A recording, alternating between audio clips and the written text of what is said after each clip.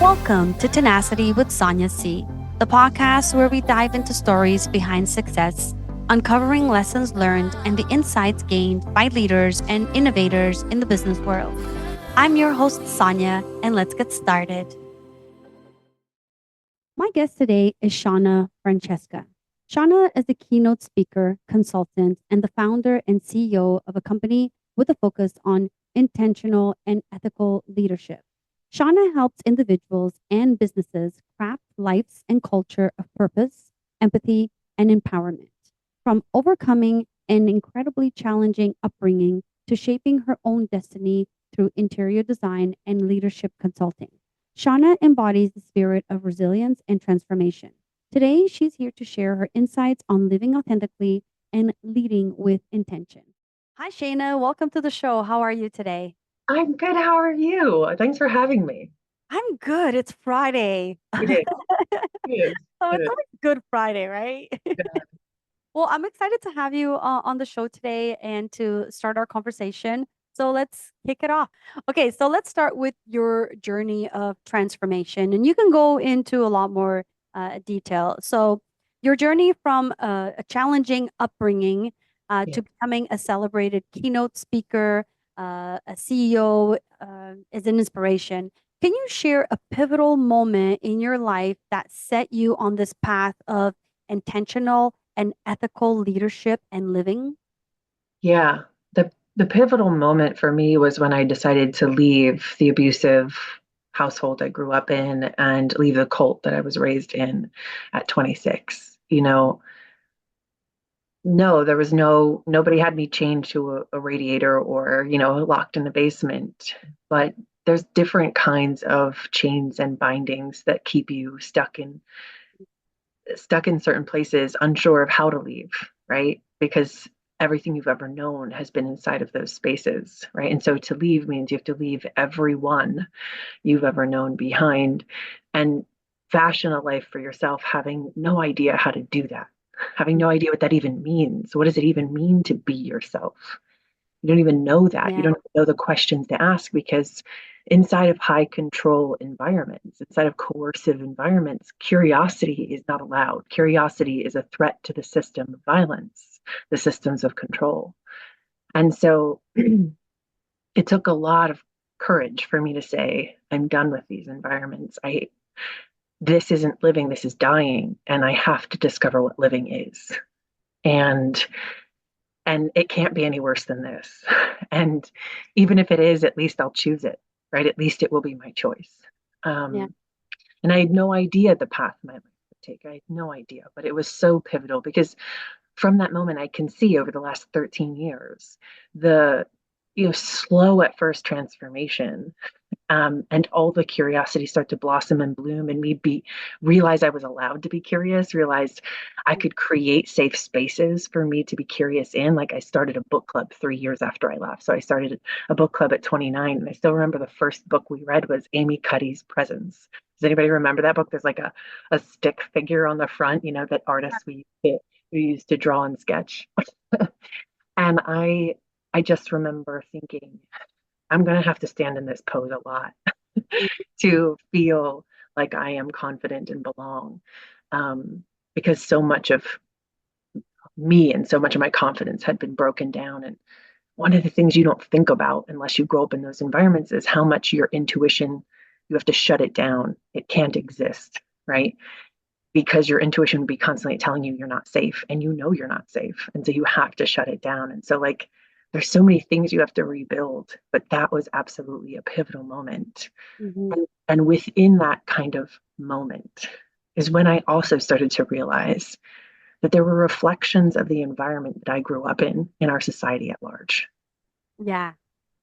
And I wanted to understand how I could show up as a human being, how Hmm. I could actually build relationship that didn't feel like torture, that I could actually be myself and celebrate others for being themselves. And what does that look like? And what does that feel like? And how do we do that? Mm. Because I knew that within those environments, within that relationship, that healthy, ethical relationship, there must be life, there must be innovation, there must be creativity, there must be joy and hope, right? Inside of whatever that is. And I want to know how to create it. And that's what led to my work. For sure. So just to go into that a little more, because Yeah. my curiosity is now like sparked. Yeah. So, you make this decision, but you go out into the world.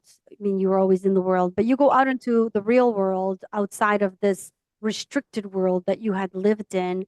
Yeah. What was it like to, experience new things, experience new thoughts and new senses? What did you go through, and how Uh, long did it take you to feel like, okay, I'm adapting? yeah. I very quickly, like I said, sought out community. Yeah. And I've always danced, sang, been on the stage since I was a kid. And so it's no shock that I sought out the salsa dancing community. Ah, that's a good Um, community. oh yeah, it's a whole subculture. Yeah. I spent 4 years dancing, performing, competing semi-professionally within that world, and I found so much acceptance. Mm, There's so much beauty in dance. I don't think so many people consciously recognize how healing and mhm, how much dance and music helps us to feel our feelings, specifically dance. I could take all the anger and all the confusion and all the frustration and I could push it into the floor, move my body in a way that was like freeing, because also moving my body in the ways that I wanted to wasn't allowed inside of this environment. ah, Right. yeah. Right. Moving your hips is a very and releasing your hips is a very basic somatic release. And I wasn't even allowed to do that. Mm, Right.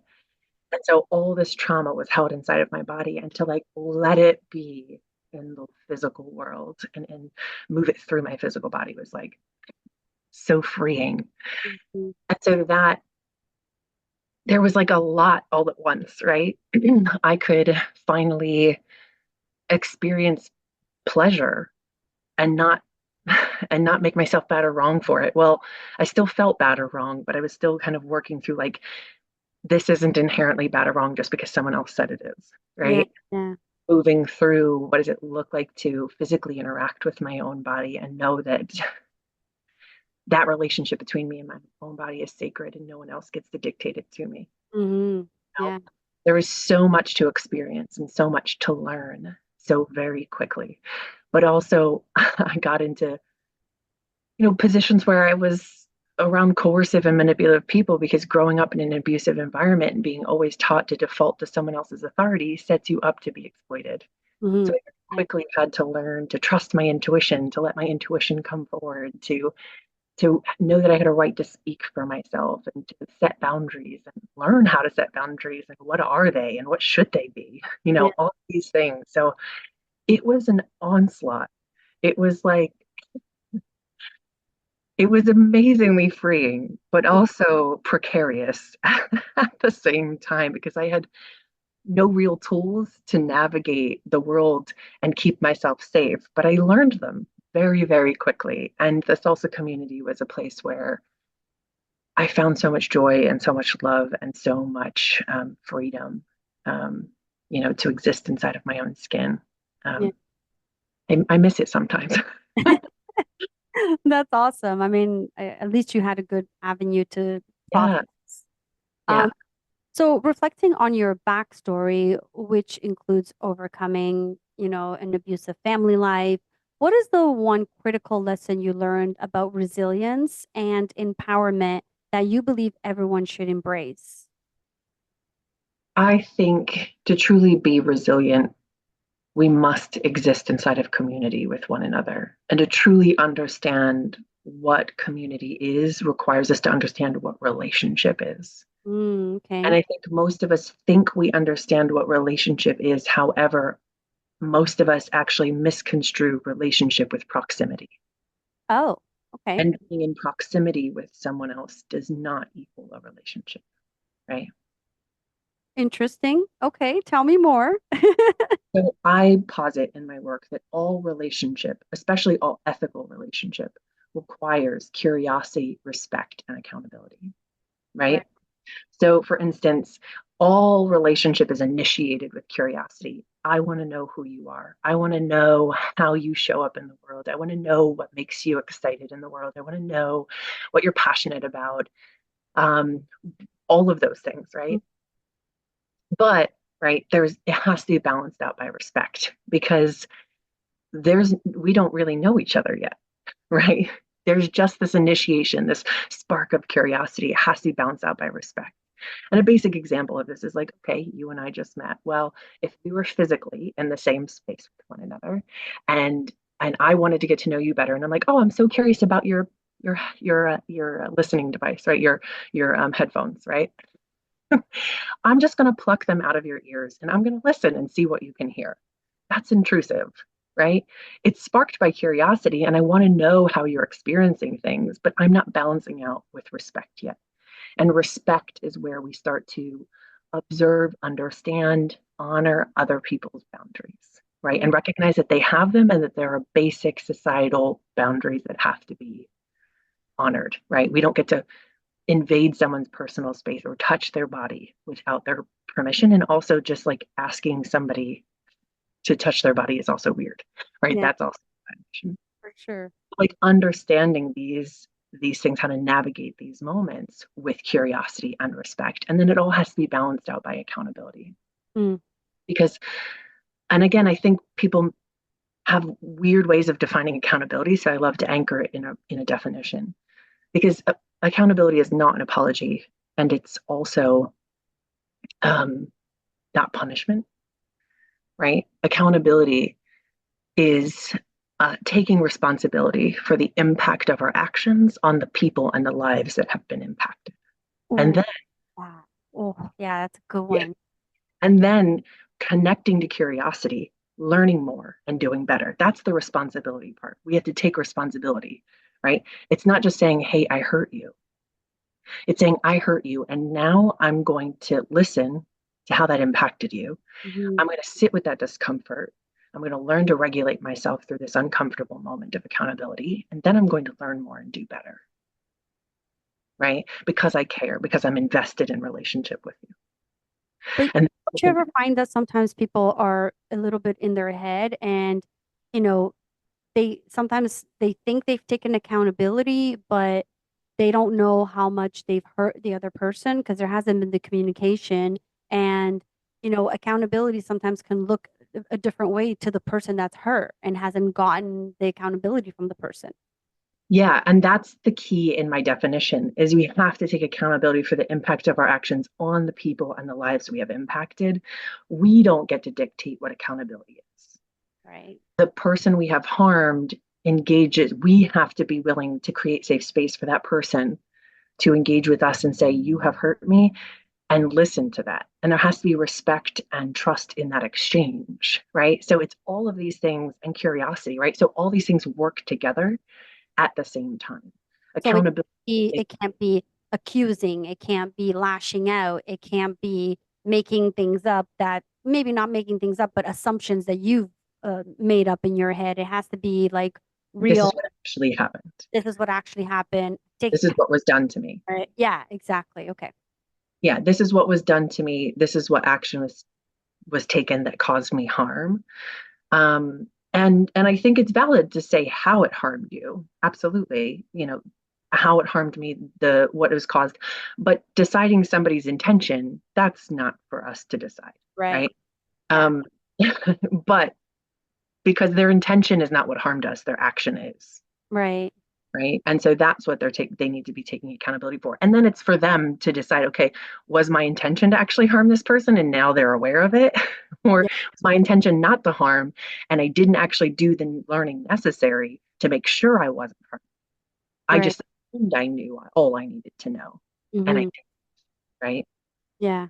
Yeah. Okay. So since we're talking about, accountability and intentional living, you emphasize living a life filled with curiosity, respect, and accountability, which we just talked about.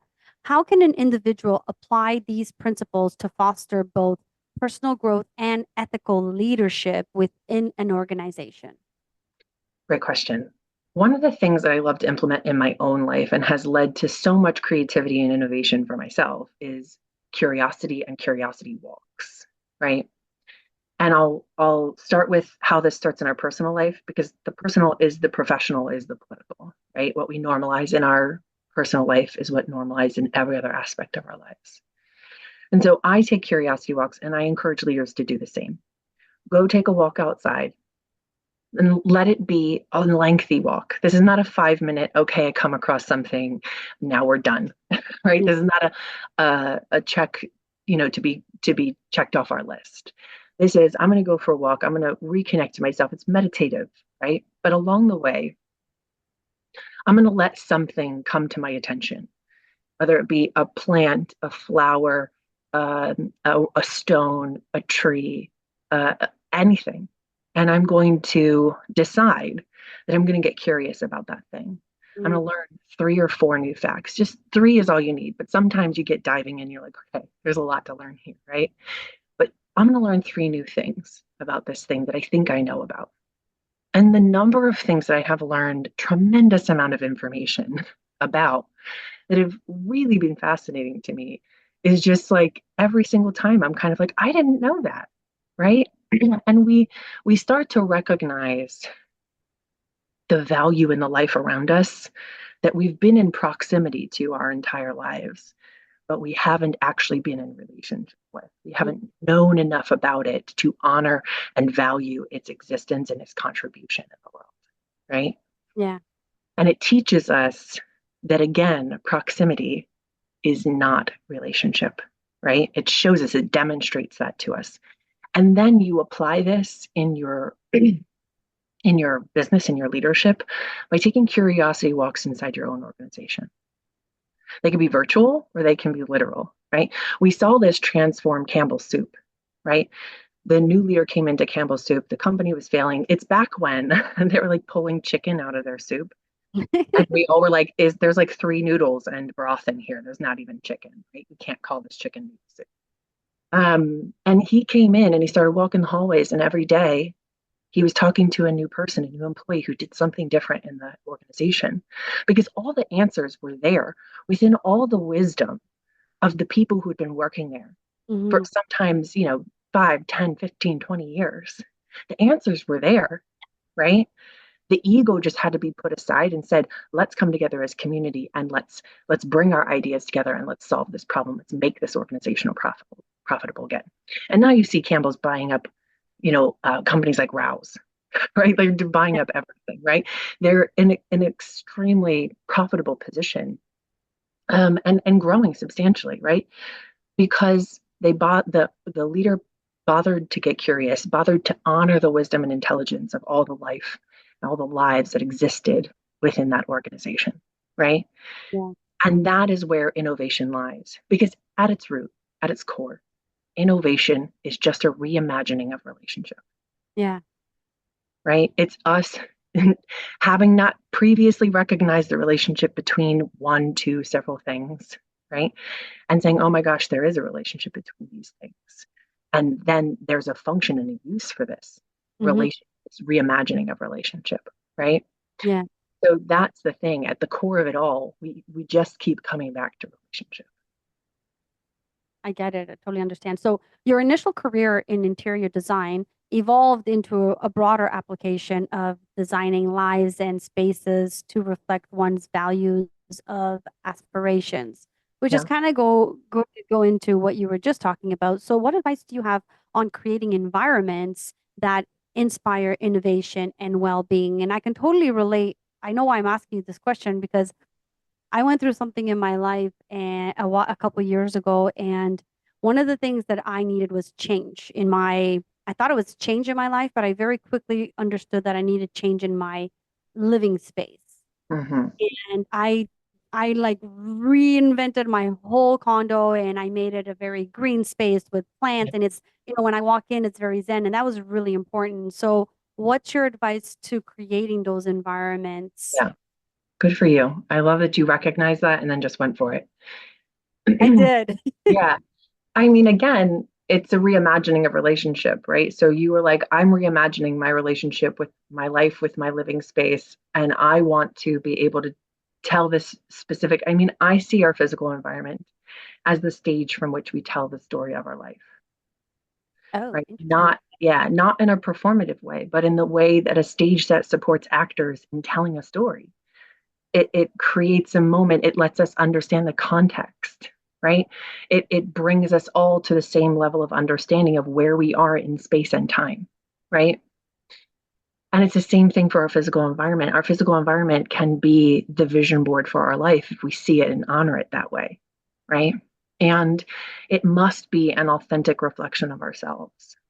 It must be an authentic reflection of what we want to bring into the world. And that could be our home space, our corporate space. It could be any of those things, right? It comes down to establishing what's our intention? What do we want to accomplish? How do we want people to feel? How do Mm, I want to feel? How do we want our clients to feel when they enter this space, right?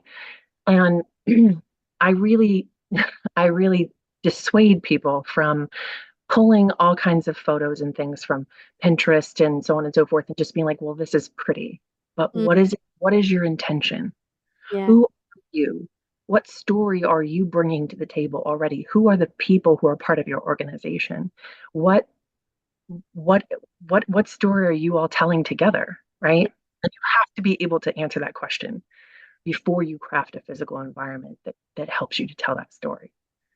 And so it becomes a really, really powerful practice. I like that. I like that a lot. I mean, so what does it mean when someone's constantly changing their living environment or their like office at work and things like that? I mean, I'm not a doctor, so I can't say this is exactly what it is, but it feels like it could be that maybe they're trying to keep up with trends, or maybe there's somebody whose physical environment consistently inspires them. And so they're updating it because they're consistently learning more, doing better, and wanting that environment to reflect themselves. But Yeah. then I would challenge them to say it takes a lot of effort and energy to change your physical environment all the time. How can you get intentional about it, honor who you were in the past and what parts of yourself you want to bring forward with you? And then how do we incorporate who you are and how you want to show up in the future, right? I mean, I don't do that much interior design work anymore, mostly with corporations instead of people's homes anymore. But still, that's part of kind of this consultative conversation that we have when I'm talking to leaders is like, how are we crafting a physical environment? Yeah. Forces these larger conversations that we're having about your organization. So can you share an example of how embracing these qualities has led you to through a breakthrough moment in your career or personal life? Yeah. For me, for the longest time, I thought I had to show up in the world as an interior designer because that's what I went to school for. I thought I had to get married and have children because that's what I was taught growing up. That was my purpose. That was what reaffirmed me as a woman in the world. And at some point, I realized I'd always had this like affinity for Wonder Woman. And at some point, it dawned on me that Wonder Woman is Wonder Woman because she's not married and doesn't have children. She's able to show up as the most powerful version of herself because she doesn't have those things. And for me, it really sat me down and I had to ask myself, what is it that I really want of my life? Mhm. Do I want to be a wife and mother? Because then I see that at odds with how I want to show up in the world. Or do I want to be able to take this work and, fly where I want to fly, go where, meet the client wherever they are, live in the world how I want to live. And, I can't do that if I'm a wife and mother. I can't just show up in the world exactly how I want to. There's limitations there. We cannot be everything, Yeah. nor did I feel like I should have to try. And I realized the decision was mine. And there are women who feel empowered by doing all of those things and that works for them. But for me, especially as a person with ADHD and sensory needs and all of these things, I knew it was just going to be too much for me. And I love being an aunt. I love spending time with the amazing children that are in my life and then being able to go back to my work. Um, and so for me, it just became this moment of recognizing that, like, I get to choose who Yeah. I am, how I show up in the world, and I choose me. And I Love and that. that's it. I Yeah. really love that because I also don't have any kids and I love my nephews and nieces, but I'm like, I love spending time with them and being with them, but I love giving them back. Me too. And it's like, okay, Me I'm done too. now. Now Yeah. I can go and do the things that I love to Yeah. do. I can go to the dinner party. I can go meet up with a friend. I can answer the phone Oh, and change I can just go back to my life. and don't feel guilty about I'm going to work late today or it's the weekend. I want to answer some emails. Like you don't have to feel guilty about Or that stuff. write an article. Like I save my Saturdays oftentimes for articles. Like tomorrow I'm going to be writing an article for Medium. They're like, you have a 21-day deadline. Meanwhile, they reached out about 2 articles. So I have 2 articles to write in 3 weeks. Yeah. I love that. Just That's for my weekend, I right? love And how you put that, that's how you show up. yeah, I'm gonna start rethinking how I yeah, think about yeah. that. So I don't have to worry about like I'm like, okay, well, tomorrow I'll be writing an article. Sunday I'm going to an all-day event. And that's my weekend, right? Yeah, I get to spend beautiful time doing amazing things that I love, and that's my weekend. Um, and we all get to choose, and that's the powerful thing about it. that's true. So you have a novel called Under My Skin, Yeah, which explores processing trauma through fiction.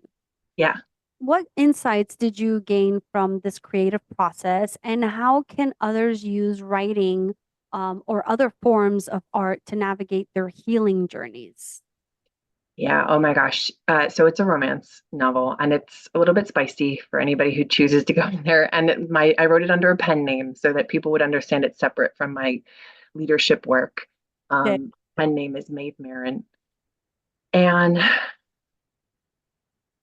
it's really powerful to be able to sit down and imagine what you wish could be, but also fictionalize it, right? So the book is not a world in which that I wish actually existed. It was just a study in how could I change this story? How what is another possible ending to this story? Because the meet cute for the couple in the story is actually a meet cute for someone I met. That is actually how I met someone I dated for a Oh, while. Yeah, and so it's a very interesting. It was a very interesting meet cute. Um, but the rest of the story, there's nothing true about any of the rest of the story. However, it was just this interesting study of like what is possible. What how do I wish that someone would actually show up and treat me? mm, What is one of these possible? There's hundreds of possibilities. What is one of them? And so it's kind of this story that, although extremely fictional, was really healing to write because it got me to sit down and be present with what level of effort I'm worth, mm, what level of effort all people are worth, yeah. right? And to sit with that while also creating a highly fictionalized story, Love right? That I knew would that. absolutely never be real. Um, but it's just there's something really beautiful about creative writing and about fiction and what it allows us to process and how it allows us to process. Hmm. And I actually wrote it in 5 weeks and then spent like 4 months editing, which anybody who's written anything knows that everything happens in editing. So when I say I wrote it in 5 weeks, that doesn't really matter. It took Right. months and months to edit because I really wanted to fill it out. I really wanted it to feel authentic, and I really wanted people to be able to like actually feel like they're in the space living the story out. Hmm. I love that. So before we wrap up, looking ahead, what Yeah. what key piece of advice would you offer an inspiring leader who wants to live life authentically and lead with intention, especially in today's rapidly changing world? I think curiosity is the thing that we must be infusing in our lives. It's something that I think we too often have taken for granted or abandoned because we didn't see the value in it. Yeah. It is the spark of all relationship. It's the spark of, because leadership is relationship. It's relationship with those we lead, right? And when we consciously are aware of that, we recognize that curiosity is where it has to start. And like I said, with innovation, that's also relationship. So Yeah. curiosity is what ignites that as well. So by practicing curiosity continuously, it starts to change our life in ways that are completely unanticipated. Give me an example of how someone can practice that. Yeah. Um, so like back to the curiosity walks, right? Just, I would say once a week, right? Also spend time journaling. Mm. I know it sounds really basic, but can I you love sit journaling, so Okay, great. So, can you sit down for even just a few minutes a day and record some of the, or keep a notebook with you and record some of the random thoughts that come to you. And mm, then at the end of the day or the end of the week, kind of go through them and really think, you know, is there something there? And kind of dive into it.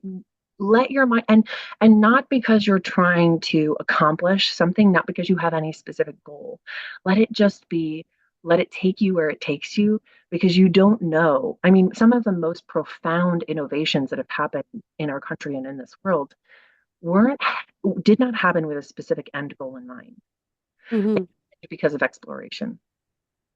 And so curiosity is a ticket into exploration to becoming explorers. Oh, I love that. That's such a good point. I mean, it was curiosity that got people to go out and explore the world, for example, right? And discover new countries and lands and Yeah, things like they had that. no idea what they were going to find. They had no idea. I mean, Yeah, they thought the world was flat at one point. right. Exactly. Meanwhile, they set out, like could have just walked around and been like, wait a second, didn't I just see you? Yeah. Well, thank you so much. This was such a good conversation. Before we wrap up, can you tell us where our audience can find you, reach out to you, get your book and things like that? Yeah, absolutely. You can find my book on Amazon. I'm actually getting ready to publish a book about leadership. And then that's going to kind of go into kind of a memoir style book that's got a working title of How I Became Human. Um, but you can find it on Amazon. Under My Skin is there already. And you can find me through my website. It's www.concinnate.world. That's CONCINNATE.world. I'm sure it's going to be in the show notes. Yeah. You can always email me at Shana at Concinnate World as well. There's the best ways to connect with me. I want to thank Shauna for joining us today and sharing her insights and her journey with us. Your experience and wisdom you've imparted reminds us all of the power of curiosity, respect, and accountability in shaping not only our lives, but also the environments and cultures around us. I hope you found this conversation as enlightening and inspiring as we did. To our listeners, thank you for joining me on this journey of discovery and inspiration. Don't forget to subscribe to this podcast on your favorite platform and join our community on social media. I would love to hear from you. Leave a review and tell me what topics you'd like me to explore in future episodes. Remember, the future belongs to those who embrace change and innovation with tenacity. Keep striving, keep innovating, and most importantly, stay tenacious in your pursuits. Thank you for tuning in. I look forward to bringing you more inspiring conversations in our upcoming episodes. This is Sonia signing off, but as always, remember to chase your dreams with tenacity.